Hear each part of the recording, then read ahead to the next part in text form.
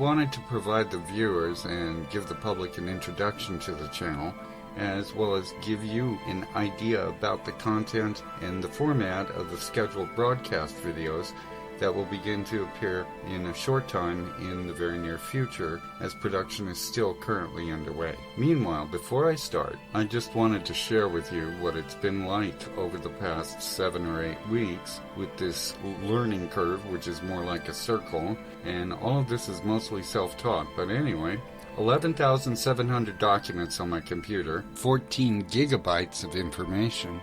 I learned about keyboards, sound equipment, cameras, movie makers, music makers, new hardware on my computer, updates, program installations, how to make videos, never did that before, how to make music, and never did that before. There's also a crash course in doing a lot of graphics, in fact hundreds of graphics and images, hundreds of pages of written work, a dozen manila folders, 5 videos full length, and then there's this one, and a dozen short videos, 9 songs composed and performed, purchased over $200 worth of equipment. I've been working with YouTube, and I had to set up 4 different accounts.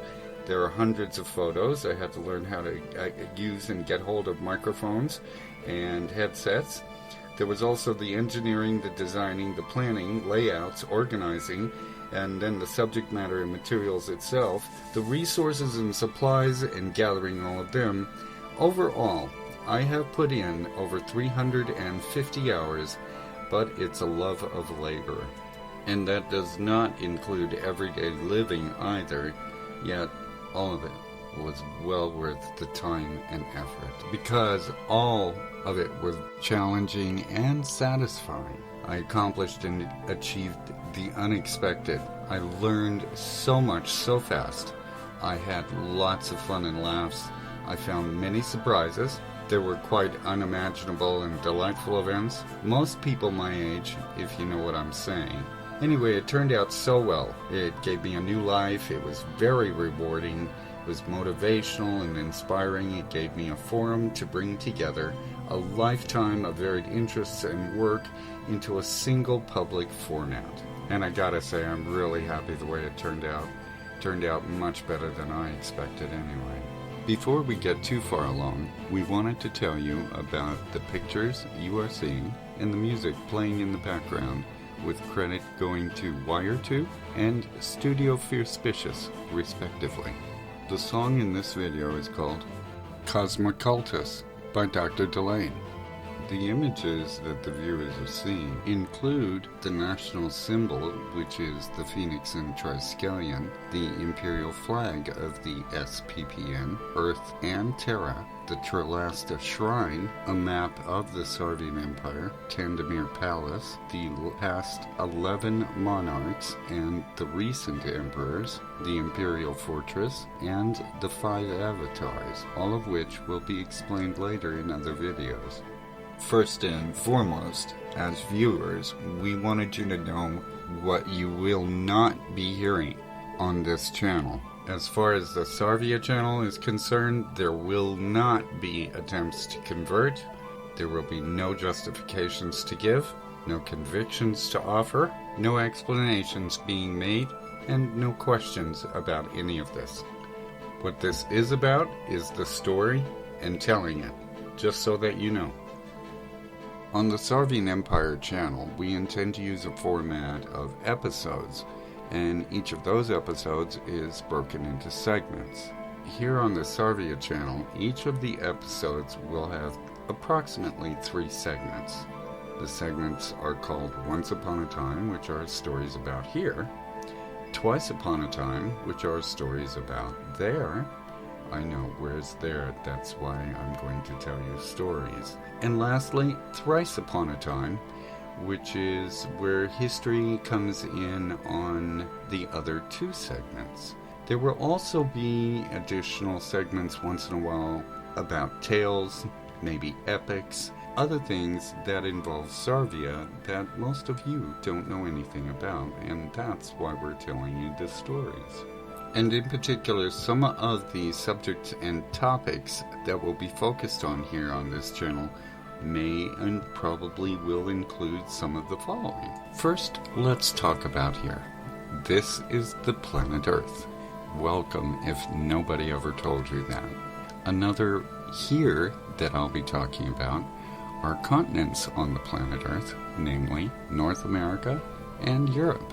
A more specific portion of those are Western Europe and specifically the Rocky Mountain states, namely Colorado, Utah, Arizona, New Mexico, also the states of Wyoming, South Dakota, North Dakota, Montana, and as far as specifically even closer to here are where I live, where I have lived, and how all of that interrelates to the other portions of the story. For instance, there. In terms of this channel, there will generally function as the Sarvian Empire. Now the question is, where is the Sarvian Empire? The simple answer is Terra. I'm sure most of the viewers have heard the term terra firma. Well, this is what we're talking about. Let me put it to you this way. Earth and Terra have a lot in common. Countries, histories, cities, people, events, all almost identical, but there are huge differences between Terra and Earth. Some of the differences are that Terra is twice the size of Earth, meaning there's 4 times as much area. Although both places, Terra and Earth, have continents like North America, South America, Europe, Australia, the Indian subcontinent, Asia. There are also huge differences in how the continents look, as well as how many there are. The terrain is different. There are also identical oceans on both worlds called the Indian Ocean, the Pacific Ocean, the Atlantic Ocean. There's the Mediterranean. But the differences are huge as far as area and what the surrounding geography have done to the oceans themselves. The history of both planets up until approximately 1800 AD are also nearly identical, with some exceptions. One major difference is that some countries, like the Crusader states, the Aztec Empire, the Confederate States of America, the Republic of Texas, the Republic of California, the state of Deseret, the Byzantine Empire, the Trojan Empire, the Carthaginian Empire, the Persian Empire, the Russian Empire, Sumeria, Assyria, and a number of other states including Nemet, ancient Egypt. And don't be surprised, Hitler and the Nazi Empire also survived. All of these nations survive until the present day, which is the year, of course, 2020 AD, whether you're on Earth or on Terra. So there you have the basis of how we're intending to do this. Once upon a time about here, or Earth. Twice upon a time about there, or Terra. And then there is the question of where. It is not a location, but what happened.